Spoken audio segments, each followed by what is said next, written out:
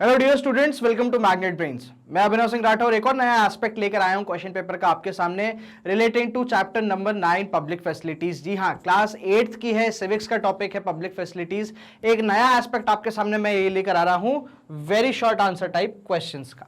Very short answer type questions के बारे में जब हम बात करते हैं तो काफी इंपॉर्टेंट से हो जाते हैं। ठीक है, बात करते हैं वेरी शॉर्ट जो टाइप्स के क्वेश्चंस हैं, ये बेसिकली दो प्रकार के आते हैं। ठीक है, सबसे पहले होते हैं ये 1 मार्क्स के या फिर 2 मार्क्स के। ठीक है, ये दो पैटर्न्स बेसिकली हमको देखने को मिलते हैं very short answer type questions के। 1 मार्कर क्वेश्चंस की जब मैं बात करता हूं तो यहां पे आपसे डायरेक्ट क्वेश्चन पूछे जाते हैं, जैसे कि कोई भी टाइप से डेफिनेशन हो गई, कोई भी फैक्ट हो गया, या उससे क्वेश्चन से रिलेटेड इंफॉर्मेशन हो गई। इस टाइप के क्वेश्चंस जो हैं ये आपसे किस में पूछे जाएंगे? इस 1 मार्क के क्वेश्चन में पूछे जाएंगे। 1 मार्क के क्वेश्चंस जो होते हैं ये जनरली एमसीक्यू को रिप्लेस करते हैं। ठीक है, किसको रिप्लेस करते हैं? मल्टीपल चॉइस क्वेश्चंस को। इंडिविजुअल भी आ सकते हैं, ऐसा बिल्कुल मत सोचिएगा कि ये इंडिविजुअली अलग सेक्शन में नहीं आ सकते, बट हाँ, ज्यादातर इनको मल्टीपल चॉइस क्वेश्चंस वाले सेक्शन में ही रखा जाता है। क्योंकि ये कैरी कर रहे हैं कितने? सिर्फ 1 मार्क्स ही। बात करते हैं 2 मार्क्स वाले एस्पेक्ट पे आते हैं। यहां पे आपको देखने को मिलता है कॉम्बिनेशन क्वेश्चन। ठीक है, कॉम्बिनेशन ऑफ डेफिनेशन और उससे रिलेटेड कोई भी एक इंफॉर्मेशन, जैसे कि कोई फैक्ट हो गया या उसका कंसेप्ट हो गया। इस टाइप से जो चीजें हैं ये आपको देखने को मिल जाएगी। कॉम्बिनेशन क्वेश्चन की जब मैं बात करूंगा, अगेन यहां पे हमको कैसे करना है? 20 वर्ड्स में इसको खत्म करने की कोशिश करनी है। ठीक है, 20 वर्ड्स का मतलब हो गया क्या? आपके 2 लाइन या फिर 2 पॉइंट्स। मेरी मानिएगा, मैं प्रेफर करूंगा, अगर मैं कोई कॉपी चेक करना चाहूंगा तो मैं ये चाहूंगा कि ये 2 पॉइंट पे मुझे आंसर का जवाब मिले। कितने पॉइंट में मिले? कि 2 पॉइंट पे आंसर का जवाब मिले। और यही एक्सपेक्टेशंस जो हैं ये आजकल हो गई हैं टीचर्स की फ्रॉम स्टूडेंट्स। तो पॉइंट वाइज जो है आंसर करने का ये बहुत ध्यान रखिएगा, बहुत इंपॉर्टेंट हो जाता है। बट हर जगह जो है ना, हमको जब हम बुक पढ़ते हैं, जब उसमें से आंसर निकालने की कोशिश करते हैं, वहां हमको पॉइंट नहीं मिलता। तो याद रखिएगा कि 2 सेंटेंसेस या फिर 1 सेंटेंस अपने आप में कंप्लीट होता है, बट अगर आपको ऐसा लगता है कि 2 सेंटेंस एक साथ मिल रहे हैं तो उसको मिला के भी 1 पॉइंट आप बना सकते हो। खैर, बट 2 पॉइंट देने, यहाँ पे 2 डायमेंशंस देने हैं, 2 डिफरेंट चीजें पूछी गई, उन दोनों का जवाब देना है। शॉर्ट एंड स्वीट रखना है, क्रिस्प रखना है। कोई भी टाइप की हमको यहाँ पे इंट्रोडक्शन या कंक्लूजन की बिल्कुल जरूरत नहीं है। साफ बॉडी लिखें और खत्म कहानी। तो ये हो जाते हैं आपके 2 मार्कर्स। याद रखिएगा, ऐसे क्वेश्चंस जो होते हैं ये जनरली आते हैं आपके 4 से 5 क्वेश्चंस जो हैं ये आपसे पूछे जाएंगे इस 2 मार्कर वाले सेक्शन में। ठीक है, अगेन डिपेंडिंग अपॉन 80 मार्क्स का अगर मैं पेपर बनाता हूं तो उस केस में मैं कम से कम 8 क्वेश्चंस तो मैं रख दूंगा।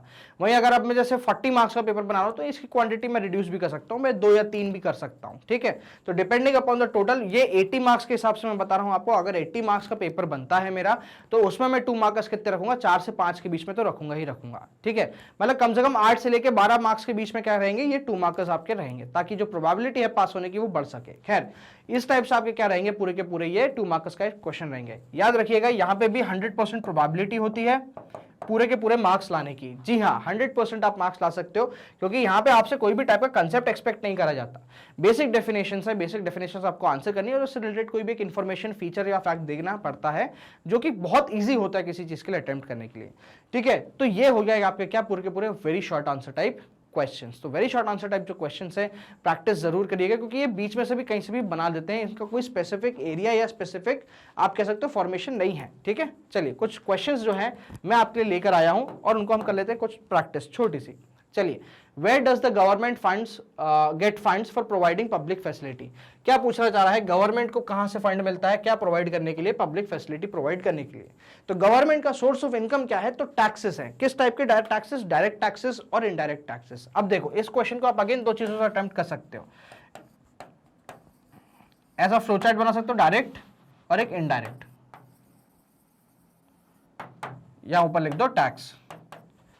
डायरेक्ट में लिख दो इनकम टैक्स,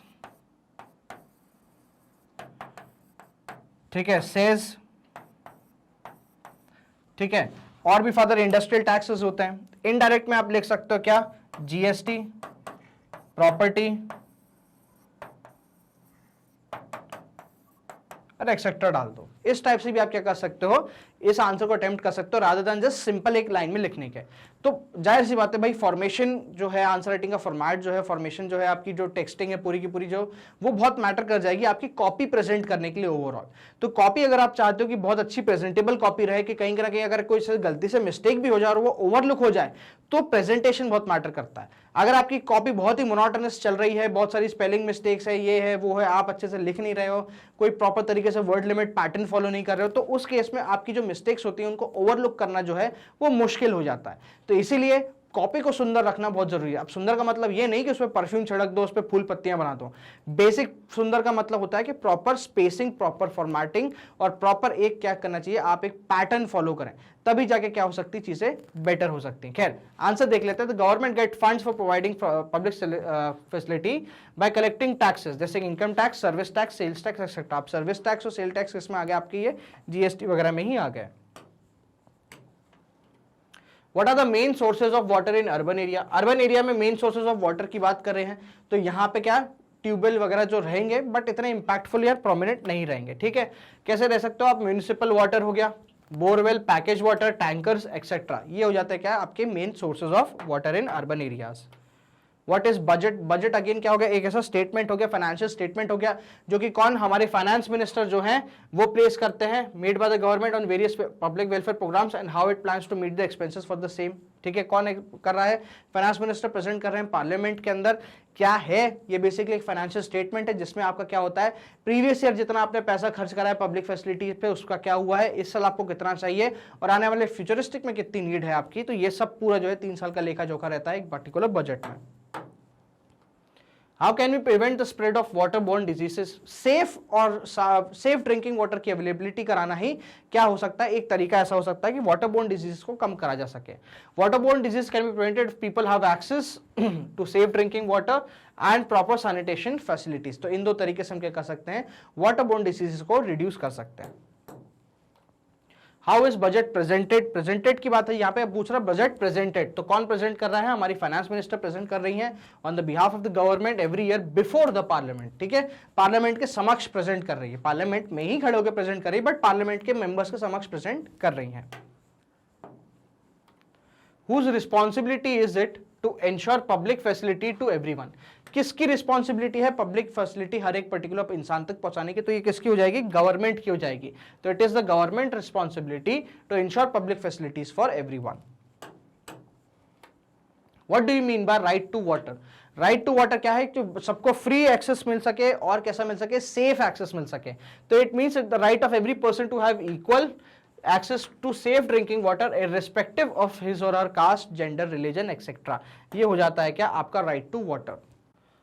नेक्स्ट क्वेश्चन बोलता है नेम द एनजीओ, ठीक है, who has been working for 3 decades to address the problem of sanitization. Sanitization की प्रॉब्लम को एड्रेस करते हुए 30 सालों से कौन सा एक नॉन गवर्नमेंट ऑर्गेनाइजेशन, एनजीओ को क्या हो गया, नॉन गवर्नमेंट ऑर्गेनाइजेशन है जो कि सैनिटाइजेशन की प्रॉब्लम से लड़ रहा है या उसको एड्रेस एटलीस्ट कर रहा है, तो वो होता है कौन सा, हमारा सुलभ। जी हाँ, सुलभ जो है ये एक बहुत इंपॉर्टेंट हमारा एनजीओ है जो कि पिछले 30 सालों से पूरे इंडिया में ऑल ओवर इंडिया लेवल पे क्या कर रहा है, काम कर रहा है towards the problem of sanitization. Provide कर रहा है ये टॉयलेट्स, बायो टॉयलेट्स और डिफरेंट काइंड ऑफ थिंग्स। तो बहुत ही इंपॉर्टेंट पार्ट है ये हमारे इंडिया का, नो डाउट। सुलभ जो है बहुत ही इंप्रेसिव काम करा है।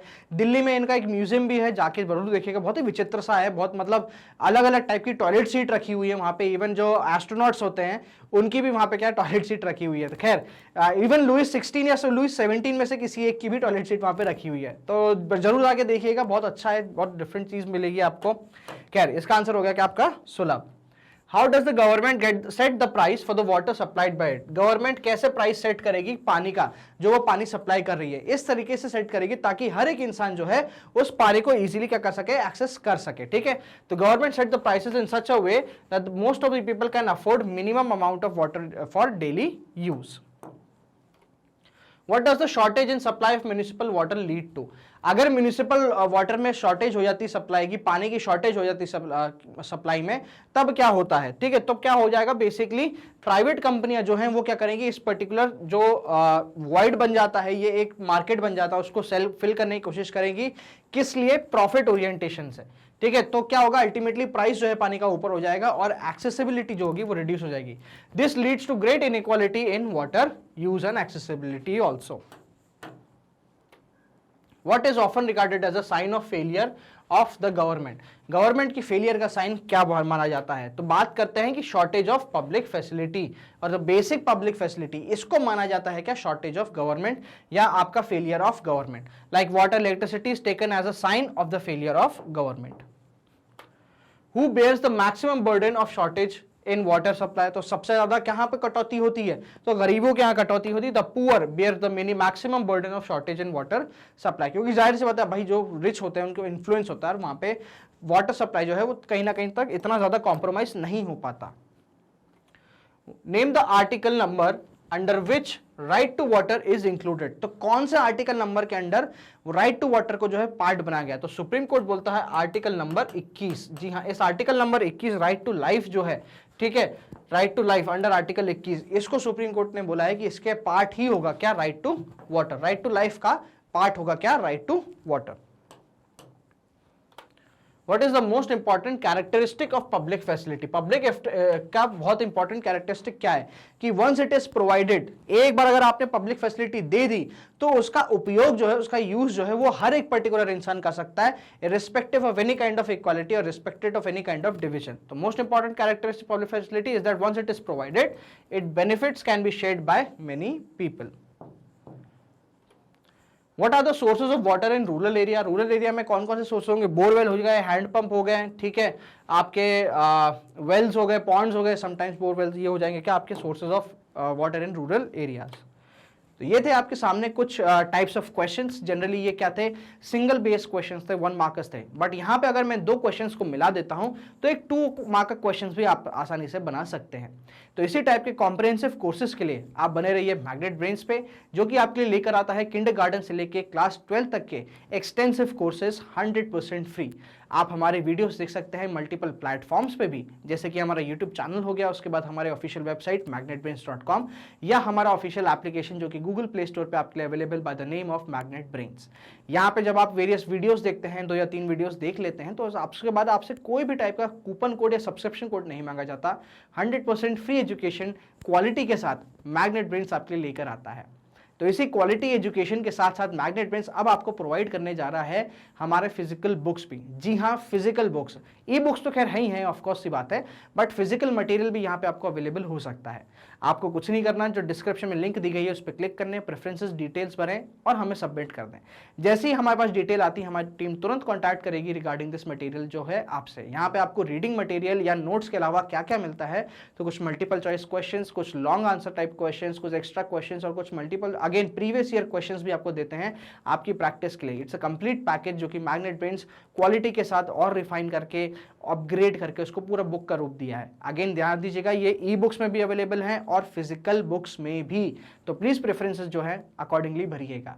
तो फिलहाल ये था आपके लिए क्या very short answer type questions का एक छोटा सा क्या वीडियो, जिसमें हम थोड़ा सा रिकैप्चुलेशन कर लेते हैं कि अटेम्प्ट कैसे करना है। ठीक है, तो बेसिकली कुछ नहीं है, 1 मार्कर 2 मार्कर है। 2 मार्कर क्वेश्चंस कितने एक्सपेक्ट कर सकते हो? 4 से 5 क्वेश्चन एक्सपेक्ट कर सकते हो 80 मार्क्स के क्वेश्चन पेपर में। याद रखिएगा 80 मार्क्स के क्वेश्चन पेपर में मैं 5 क्वेश्चन यहाँ पे एक्सपेक्ट कर सकता हूँ, बट अगर 80 मार्क्स से लेस है तो ऑफकोर्स यहाँ पे मार्क्स जो नंबर ऑफ क्वेश्चन है वो रिड्यूस हो जाएंगे। ठीक है, बात करते हैं यहाँ पे 100% अचीवेबिलिटी होती है मार्क्स की। 2 पॉइंट में आंसर करना है, कोशिश करेगा आंसर पॉइंट में करें। कॉम्बिनेशन क्वेश्चन आपको यहाँ पे देखने को मिलेंगे।